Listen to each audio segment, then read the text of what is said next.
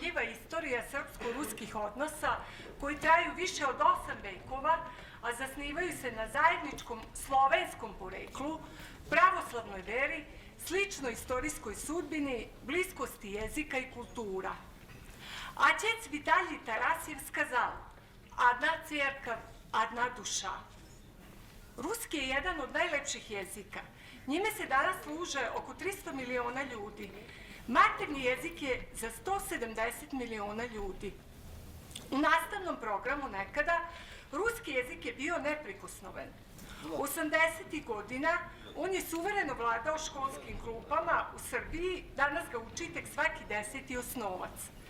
Međutim, i dalje je najpopularniji jezik među osnovcima nekoliko gradova u Srbiji, Kosovskoj Mitrovici, Zaječaru, Požarevcu.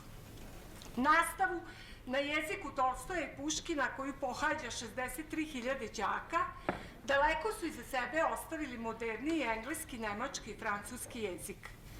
Oseku nastave ruskog jezika u Ministarstvu prosvete Republike Srbije pravdaju slabim interesovanjem dece, što smatram netačnim. Na tu konstataciju je svojevremeno odreagovao sada već bivši ambasador Ruske federacije, gospodin Aleksandar Konuzin, koji je, primajući orden Svetog Save, javno izrazio zabrinutost zbog informacija o ukidanju časova ruskog jezika u školama u Srbiji.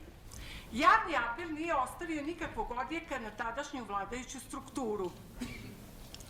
Poražavajući su podaci da se u pojedinim gradovima Srbije ruski jezik ne uči ni u jednoj školi, a u nekim gradovima se uči u manjem broju, najčešće kao drugi jezik.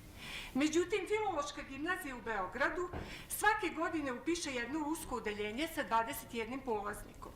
Manji deo svršenih osnovaca opredeljuje se baš za učenje ovog jezika.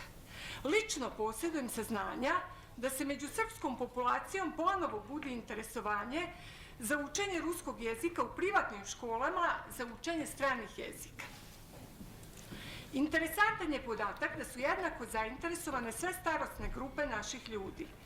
Na pitanje zašto žele da nauče ruski jezik, odgovor koji se najčešće čuje je da je engleski potreba, a ruski zadovoljstvo.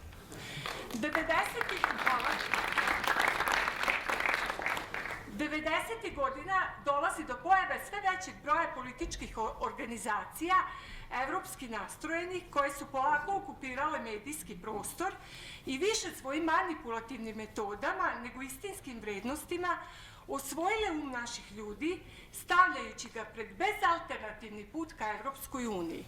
Međutim, tokom poslednje decenije, naročito poslednjih godina, svedoci smo pojave druge vrste pokreta, organizacija i medijskih glasila okrenutih istoku, Rusiji i Evroaziji.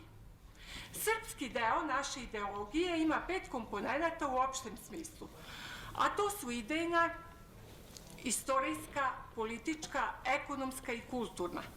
Srpska evroazijska organizacija za svoju ideološku osnovu ima rusko klasično i savremeno evroazijstvo i srpsku misao okrenutu istoku. Osvrćući se na ciljeve Evroazijskog saveza, pomenuću samo onaj koji se odnosi na kulturno-jezička pitanja, a to je promena kulturne paradigme u Srbiji sa zapadne na evroazijsku istočnu uopšte. Ovde spada i uvođenje ruskog jezika na svim nivoima obrazovanja u Srbiji. Diskusiju o ostalim ciljevima, ekonomskim, integracionim, političkim, ću prepustiti kompetentnim učesnicima i na taj način otvoriti put pridruživanju Srbije evroazijskim. Neosporna je činjenica da je sve veći broj ruskih firmi koji posluju u Srbiji, kao i mogućnost za studiranje i rad u Ruskoj federaciji. Na taj način se za polaznike ruskog jezika ostvaruje težnja gotovo svakog čoveka da spoji lepo i korisno i da posao koji bude radio radi kako iz profesionalnih pobuda, tako iz ljubavi i zadovoljstva. Smatram da učenje ruskog jezika ne treba nametati, već omogućiti da se on uči fakultativno ili kao drugi jezik. Na taj način bismo ispravili veliku nepravdu koju činimo svojoj deci. Pružimo im jednake mogućnosti za učenje stranih jezika, ne namećući ni zapadne ni slovenske jezike. Neka to bude njihov izbor, izbor njihovih roditelja. U posljednjih 5 godina na kurseve ruskog jezika u Ruskom domu prijavi se od 100 polaznika godišnje, što je izuzetno interesovanje, naročito u poređenju sa naglim padom zainteresovanosti za ruski jezik u prošloj deceniji prošlog i prvim godinama ovog veka. U privatnim školama za strane jezike ruski jezik se i dalje retko predaje. Poslednja događanja na političkoj sceni Srbije, veliki povratak Rusije na ovim prostorima, podstakli su mlade ljude i njihove roditelje da u svojoj svesti promene odnos prema ruskom jeziku. Kulturna politika Srbije je ravnodušna prema ruskoj kulturi, iako mnogi smatraju da je učenje ruskog jezika potreba našeg društva. U ruskoj školi 90. godina nastavni plan i program su pohađala deca službenika, diplomata i ambasadora. Danas su 50% njih srpska deca. Živim i radim u Pančevu. Ni u jednoj osnovnoj školi se ne uči ruski jezik. On je bukvalno eliminisan iz nastave. Profesori ruskog jezika su edukovani, na neki način prekvalifikovani u profesore građanskog vaspitanja ili bibliotekare. U srednjoj školi gde sam zaposlena se ruski jezik uči kao drugi jezik i to samo za pojedine smerove. Sigurno ćete se zapitati od koga u Srbiji zavisi da li će se u nekoj školi učiti ruski jezik. Odgovor je, priznaćete, politički korektan. U najvećoj meri od direktora škole, odnosno stava aktuelne vlasti prema Rusiji i na kraju od samih profesora ruskog jezika i njihovog odnosa prema svojoj profesiji. Nažalost, naša deca ne poznaju rusku kulturu, književnost, umetnost i veličinu tog slovenskog, nama bratskog naroda.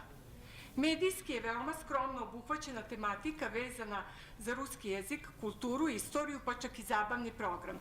Mladima se u većoj meri nude zapadni sadržaj needukativnog karaktera, kroz neprimerene prevashodno filmske, popularne, reality, muzički sadržaj.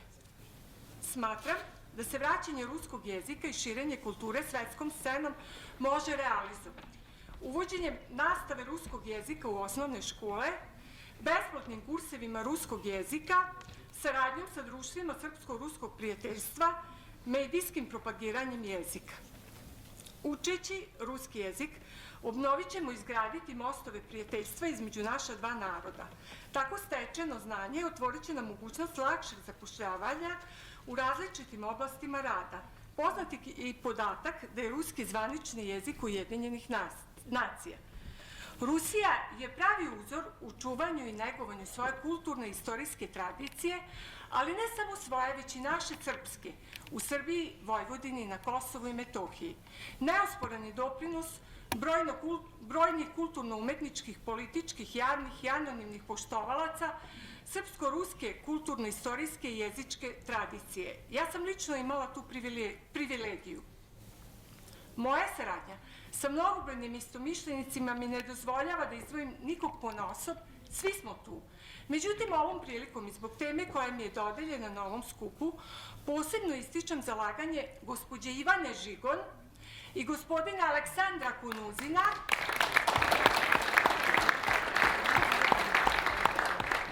zahvaljujemo im se na brizi, istinskom rodoljublju i pažnji koje su pružili posebno Srbima na Kosovu i Metohiji u trenucima kada im je pomoć bila preko potrebna. Lični sam svedok tih događanja, njihova duhovna i materijalna pomoć je neprocenljiva. Posebnu zahvalnost dugujemo gospodinu Aleksandru Kunuzinu, koga ćemo pamtiti po plemenitom i čestitom predstavljanju Ruske federacije, a i po čuvenoj rečenici ima li ovde Srba, čime je nedvosmisleno pokazao da je u pojedinim trenucima bio veći patriota od nas samih. Danas, kada je ljudski rod u krizi, neophodno je odbaciti stare predrasude, mitove i prevaziđenu ideologiju i krenuti u susret novoj Rusiji, Putinovoj Rusiji. Neka Bog čuva Rusiju. Ona nas štiti svojim postojanjem, blagoslovenim prostranstvom i pravoslavljem.